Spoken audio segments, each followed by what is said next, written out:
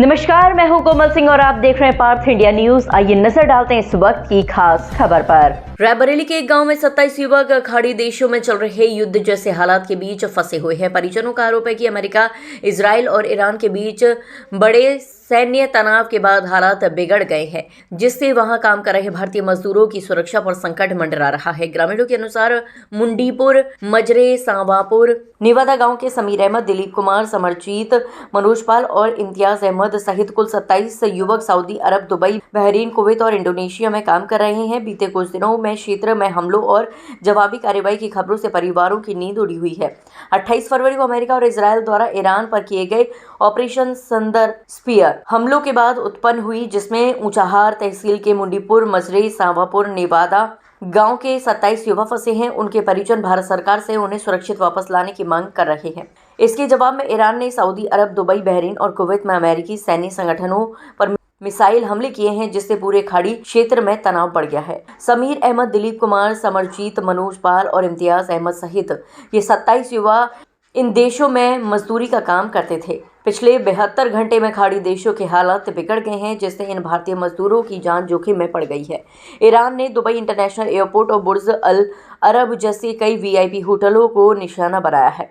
Abu Dhabi में भी missile गिरने से भगदड़ की खबरें हैं। बहरीन, कुवैत और कतर में अमेरिकी ठिकानों पर लगातार रॉकेट दागे जा रहे हैं। कुवैत में एक अमेरिकी लड़ाकू विमान F-15 गिराए जाने की भी सूचना है, जबकि सऊदी के रस तनूरा तेल रिफाइनरी पर ड्रोन हमले के बाद वहां काम बंद कर दिया गया है। समीर के पिता मोहम्मद रईस ने बताया, मेरा बेटा दुबई में लेबर का काम करता है। उसने फोन पर बताया कि अचानक हमलों की खबर से वहां अफरा तफरी मच गई है, काम बंद है और सभी लोग कमरों में रह रहे हैं। हम सरकार से अपील करते हैं कि बच्चों को सुरक्षित वापस लाया जाए। सामापुर, नेवादा के पूर्व प्रधान जगदीश यादव ने कहा कि गांव के करीब 27 लोग विदेश में हैं, जिनमें करीब 15 लोग सऊदी में हैं और कुछ अन्य देशों में हैं। जिस तरह की खबरें आ रही हैं, उससे परिवार दहशत में। सरकार उनकी सुरक्षा सुनिश्चित करे या उन्हें वापस बुलाने की व्यवस्था करे। मां नूरजहां ने बताया, मेरा बेटा जुलाई में खजूर पैकिंग के काम के लिए सऊदी अरब गया था। आज उससे बात हुई तो उसने बताया कि वहां लड़ाई शुरू हो गई है और वह बहुत डरा हुआ है। हम उसकी सलामती की दुआ कर रहे हैं। सरकार से हाथ जोड़कर विनती कर रहे हैं कि अगर हालात और बिगड़े तो उसे सुरक्षित वापस देश भेज दिया जाए।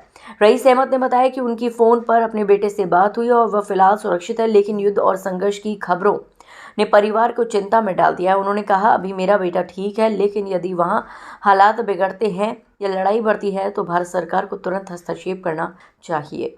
रईस अहमद ने सरकार से मांग की है कि संकट की स्थिति में उनके बेटे सहित सभी भारतीय नागरिकों को सुरक्षित स्वदेश वापस लाने के पुख्ता इंतजाम किए जाए।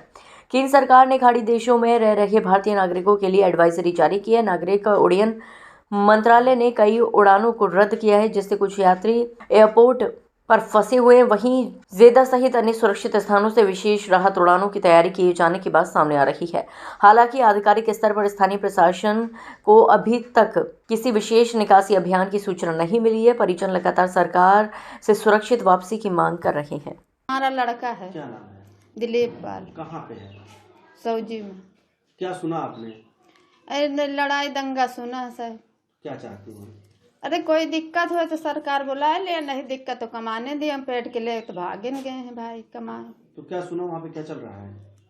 लड़ाई सुना है मैं। तो किस तरह से आप लोग क्या लग रहा है यहाँ पे कैसे रह रही, क्या सोचती हैं? अब क्या सोचे थे, अगर ठीक ठाक हुए तो कमाए खाए, नहीं तो फिर कोई दिक्कत हो तो बुला लिए। यहाँ से 27 लोग लगभग बाहर हैं, जिनमें कि अब अलग अलग देशों में हैं।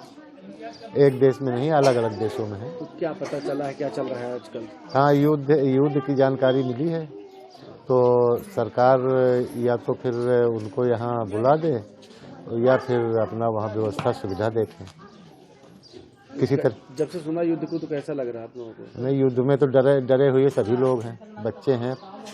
परिवारों से मिले उन लोगों के जिन लोगों के लड़के बाहर हैं सब? हाँ, मुलाकात हुई सभी लोगों से।